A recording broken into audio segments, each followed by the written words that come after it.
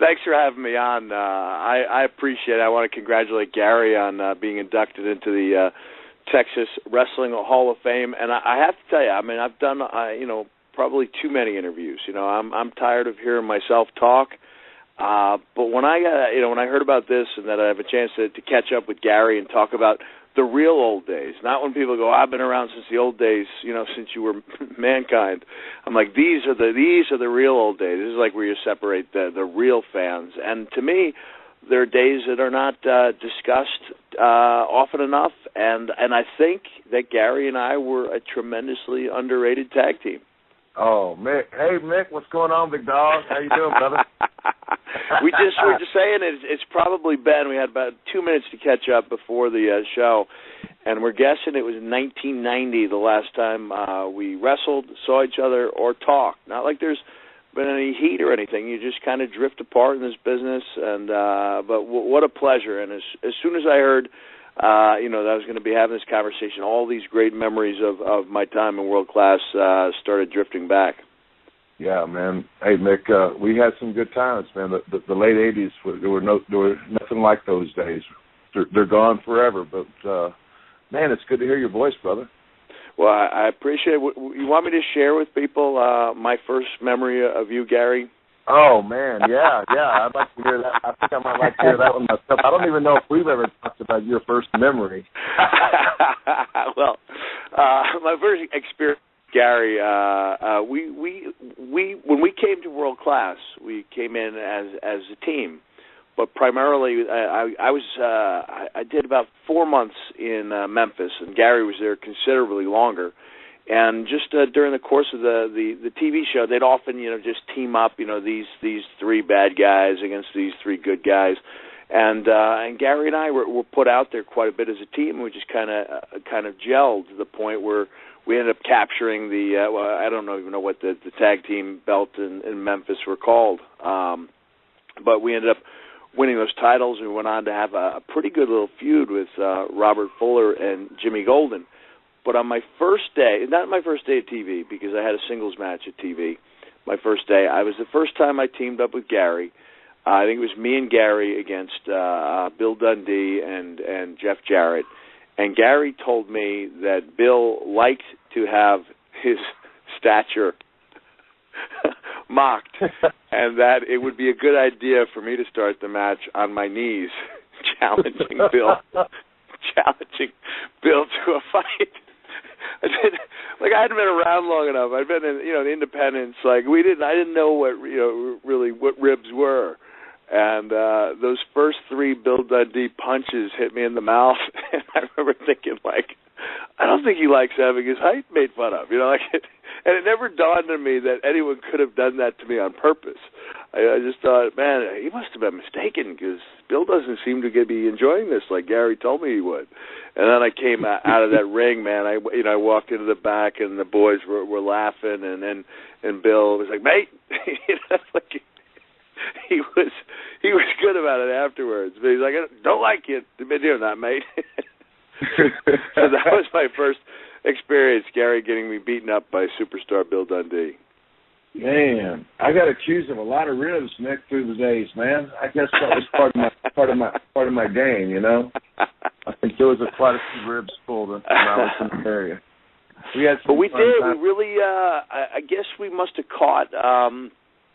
I don't think anyone expected. Our turn was more or less just a way for us to leave the area and head on to World Class. And I don't know if you remember, Gary, was when we won those tag belts. And I mean, I can hear Robert Fuller's voice like it was yesterday, going, "That's right."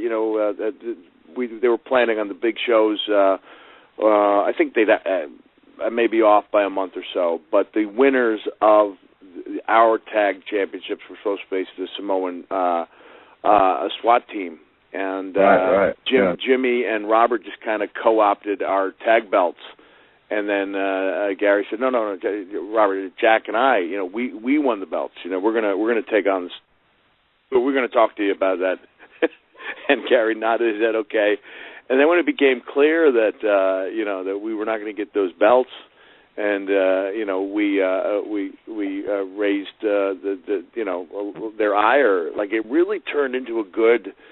I don't want to talk wrestle talk and say an angle, but it was a good piece of business. Like, it got a far greater response than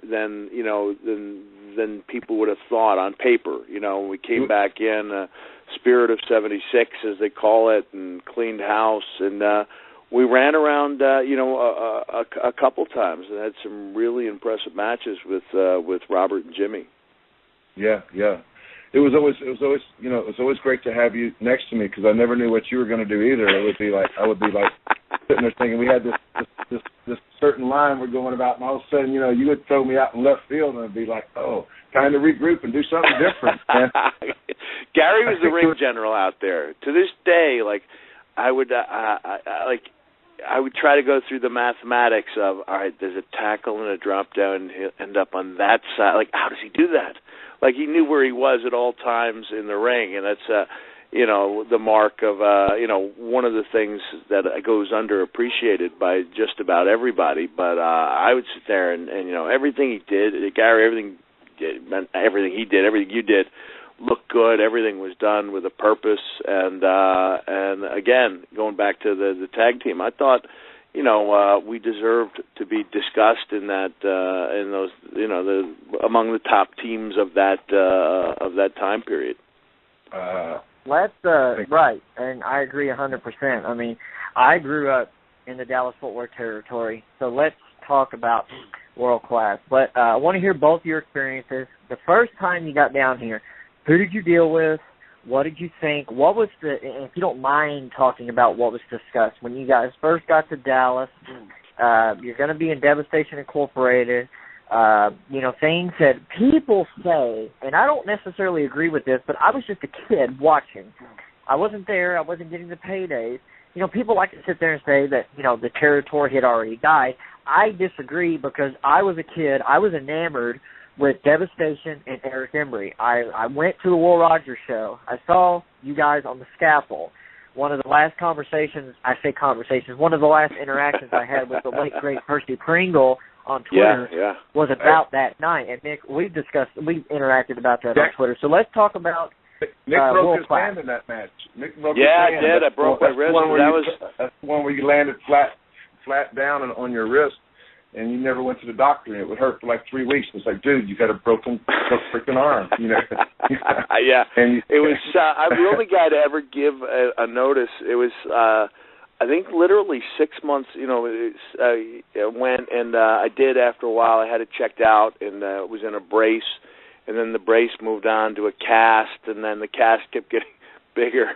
And so I think I'm the only guy who actually gave his notice, and worked out his notice because he had a broken wrist that wouldn't heal. Like, that didn't occur to me that would be reason that you could just go home. But I'm going to stop you there for a second, because we were not, Gary, if you remember, we were not set to come in as part of Devastation Incorporated. Okay. We were just, I think they looked at it like, all right, here's Gary, who's this really, talented guy who's been around. He's with this, kind of unusual, kid. And as proof that they did not have big plans, our debut at the Sportatorium was a 20-minute draw with, I think it was Rick Casey and Cowboy Tony Falk. And this is not a knock on Cowboy Tony, who I saw last year and admire. But if you're the new bad guys in town and you're not getting a win over Cowboy Tony, it's a telltale sign that they don't have big plans for you. But within, I think, 2 days, it was a very short time. It may have been the next day at TV. I was lucky enough to have had my tires slashed, which in our business was a sign that you were doing something well. To this day, it could just be that I had a faulty, valve, and it just, I don't know, but the word got around that somebody had slashed my tires. And I remember Gary tapping me on the shoulder, and I believe it was in San Antonio just a couple days later, like with the news that, hey, we're going to be part of Devastation.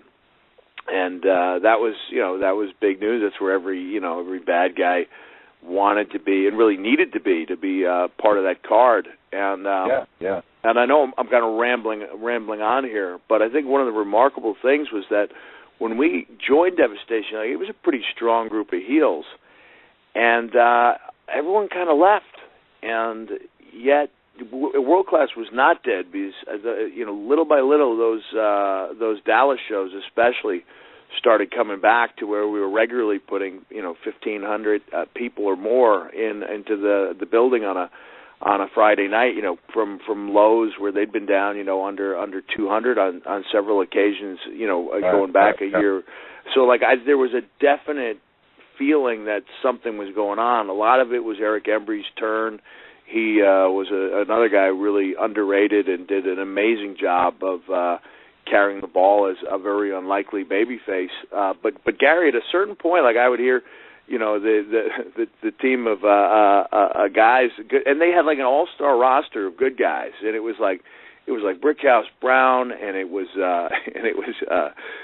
Eric Embry, and it was Jeff, and then even Jimmy Jack Funk turned.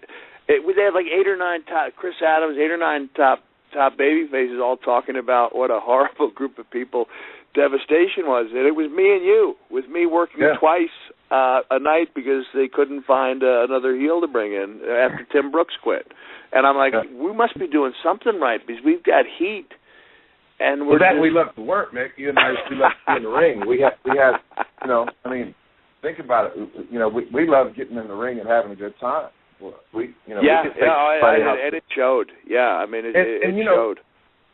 We spent hours and hours talking strategy and working. You were young in the business, when we did the Tennessee gig and we did some traveling there and then came over to Texas. When we came into Texas, you'd spent some good solid time with me at that point. And work, because the thing I used to say was, hey man, say some of them great moves for when it really counts, I wish. Guess who wishes he'd taken that advice now? What did I tell you? I said 20 years from now, you're gonna wish. God dang it, he was right. One thing I wanted to bring up, guys. One thing I don't mean to cut you guys off. One thing I wanted to bring up.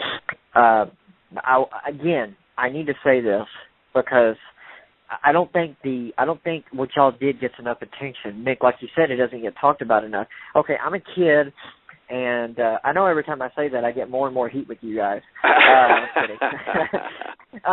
But I'm watching WWF because they've got the superstars. They've got Hogan, Andre, Savage.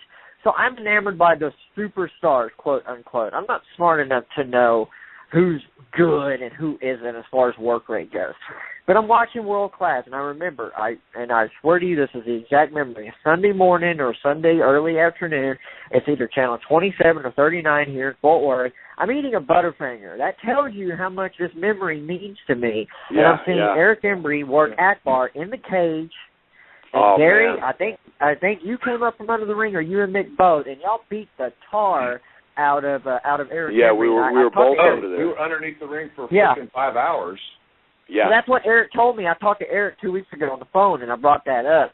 And I think I get more heat with him every time I bring it up too. But I was talking to him about that match, and he straight up said, he said, yeah, those guys were underneath the ring 5 or 6 hours with buckets. He had to include that part, of course. Yeah, in case we needed them. Yeah, because today, right. I don't want to give away the magic, but WWE tends to create a diversion, and then when the lights are out, they can, sneak guys where they need them to be. But we didn't have that luxury. We were under there before the, for an hour before people started coming in. And Gary, I don't know if you remember this, but we're under there, and Gary says to me, because there's this little area you can peek out, where the light is coming in. Gary says, a little girl just saw us. Do you remember this? Yeah, I remember that. And he goes, a little girl just, and at that time, this is the biggest angle, that I'd ever been involved in. And I think, Gary, even at that point in your career, this is the big one for us. Eric's the top babyface in the company. We're going to do a number on him, and we get spotted by a little girl who tells her mother that she just saw a man underneath the ring. And the mother thankfully says, how many times have I told you to stop telling? We hear the mother chastising the child for lying and breathe a deep sigh of relief. And when you're underneath that ring and you understand that this is the biggest this is the biggest moment of your career, and that adrenaline kicks in. And then we're in this thing together. We know we've got to be impressive. And meanwhile, and this is with no disrespect to the late great General Akbar, but Ak was not having a particularly classic, classic match, and he was going to give us a sign. He was going to start kicking the ring. He wanted to. Yeah. And we're like, wait, he's going to the kicking. He's stomping that ring awful early, like 2 minutes in. And we wouldn't go out. We waited. We wouldn't go out. It can't possibly be this quick. And we finally did. He was like, Gary, I was dying. But the match was awful. He had that heat, man, and we did that number on Eric.